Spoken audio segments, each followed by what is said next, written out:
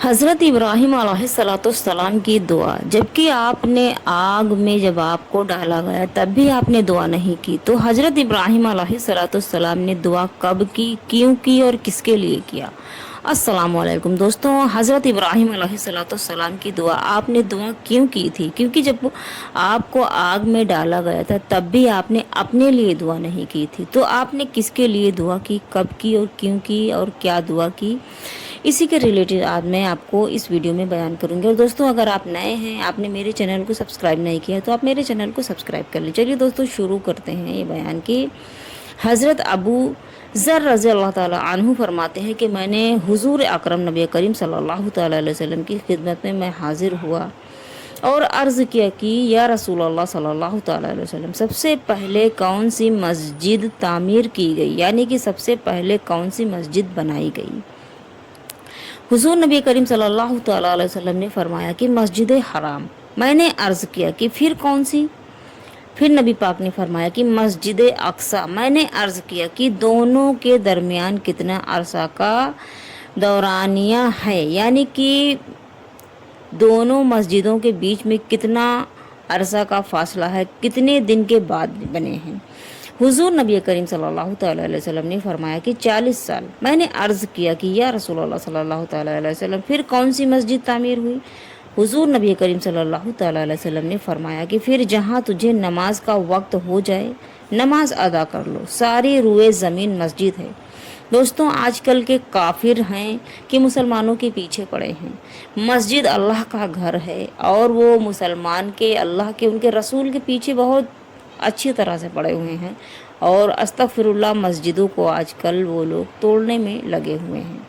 لیکن ان کو یہ نہیں پتا کہ مسجد تو اللہ کا گھر ہے، بے شک مسجد ہونی چاہیے، میں اس کے خلاف نہیں ہوں، لیکن اللہ کے نبی کا فرمان ہے کہ پوری روئے زمین مسجد ہے، تجھے جہاں بھی موقع ملے وہاں نماز پڑھ لے۔ تو یہ پوری زمین، آپ کہیں بھی رہیں، ضروری نہیں ہے کہ مسجد ہے، مسجد ہو تبھی آپ کی نماز ہوگی، آپ زمین پر کہیں بھی نماز ادا کر سکتے ہیں۔ یہ نبی کا فرمان ہے کہ ساری روئے زمین مسجد ہے، اللہ کا گھر ہے، اللہ کی بنائی ہوئی ہے، آپ کہیں بھی نماز ادا کر سکتے ہیں۔ اہل کتاب کے نزدیک ایک حضرت یعقوب علیہ السلام نے مسجد اقصی کی بنیاد رکھی اور یہ مسجد ایلیا کی ہے۔ اللہ تعالیٰ نے بیت المقدس کو شرف عطا فرمایا۔ سیدنا ابراہیم علیہ السلام اور حضرت اسماعیل علیہ السلام کے تعمیر کعبہ کے 40 سال بعد یعقوب علیہ السلام نے مسجد اقصی کی تعمیر کی تھی، اور یہ دونوں تعمیرات حضرت اسحاق علیہ السلام کے وجود کے بعد ہوئے ہیں۔ اس لیے جب سیدنا ابراہیم علیہ السلام نے بارگاہ الہی میں دعا کی تو اپنی دعاؤں میں یہ کہا تھا آپ نے کہ اور یاد کرو جب ابراہیم علیہ السلام نے عرض کیا کہ اے میرے رب، اس شہر مکہ معظمہ کو امان والا کر دے اور مجھے اور میرے بیٹوں کو بتوں کے پوجنے سے بچا۔ انبیاء علیہ السلام بت پرستی اور تمام گناہوں سے معصوم ہیں۔ حضرت ابراہیم علیہ السلام کا یہ دعا کرنا بارگاہ الہی میں تو عزا و اظہار و احتیاط کے لیے ہے کہ باوجود یہ کہ تو نے اپنے حرم سے معصوم کیا، لیکن ہم تیرے فضل و رحمت کی طرف دست احتیاط و دراز کرتے ہیں۔ خزائن العرفان، اے میرے رب، بے شک بتوں نے بہت لوگوں کو گمراہ کر دیا ہے، بہکا دیا ہے، یعنی ان کی گمراہی کا سبب ہوئے ہیں کہ وہ انہیں پوجنے لگے ہیں۔ تو جس نے میرا ساتھ دیا، یہ حضرت ابراہیم علیہ السلام کی دعا ہے اللہ تعالیٰ سے اپنے بندوں کے لیے کہ تو جس نے میرا ساتھ دیا، جو شخص میری راہ پر چلے گا تو وہ میرا ہے، اور جس نے میرا کہا نہ مانا تو بے شک بخشنے والا مہربان ہے، یعنی کہ تو بے شک بخشنے والا مہربان ہے۔ اے میرے رب، اے ہمارے رب، میں نے بسا دیا ہے، آباد کر دیا ہے اپنی کچھ اولادوں کو اس وادی میں جس میں کھیتی باڑی نہیں ہے، میدان ان میں جو زراعت کے قابل نہیں ہے، تیرے حرمت والے گھر کا کعبہ معظمہ کے قریب میں ہیں، ریت ٹیلوں کے ایسے پہاڑوں کے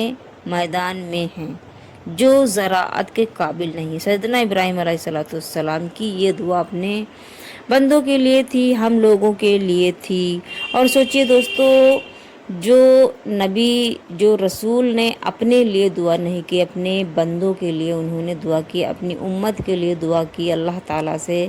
جب حضرت ابراہیم علیہ السلام کو آگ میں منجک میں رکھ کر ڈالا گیا، آپ 40 دن تک اس آگ میں رہے، لیکن آپ نے اپنے لیے دعا نہیں کی. کیوں نہیں کی؟ اس لیے نہیں کی کہ اللہ تعالیٰ آپ سے امتحان لینا چاہ رہے ہیں. امتحان میں آپ کہیں ناکام نہ ہو جائیں اور اللہ تعالیٰ آپ سے ناراض نہ ہو جائے، اس لیے آپ نے دعا نہیں کی. اور آپ کو بے شک آپ کو یقین تھا اور در حقیقت ہے یہ کہ اللہ اپنے نیک بندوں کو کبھی بھی مایوس نہیں کرتا، نہ اکیلا چھوڑتا ہے. آپ نے دعا نہیں کی، لیکن اللہ رب العزت نے آپ کو 40 دن کے بعد محفوظ، زندہ و صحیح سلامت اس آگ سے نکالا.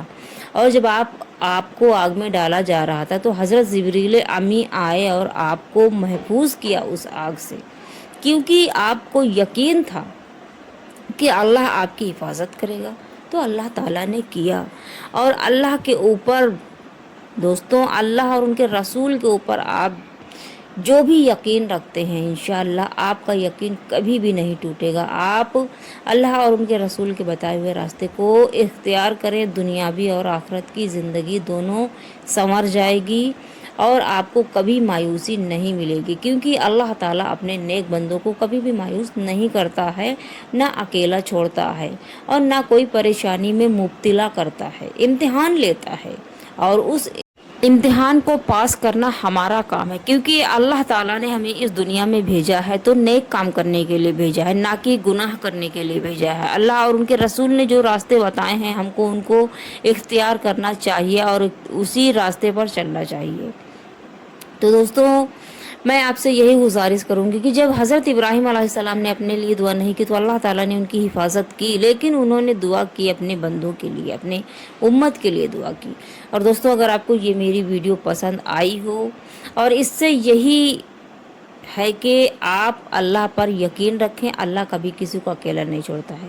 اور دوستوں، آپ کو یہ میری ویڈیو پسند آئی ہو تو آپ میری ویڈیو کو لائک، شیئر، کمنٹس کریں اور میرے چینل کو سبسکرائب کر لیں.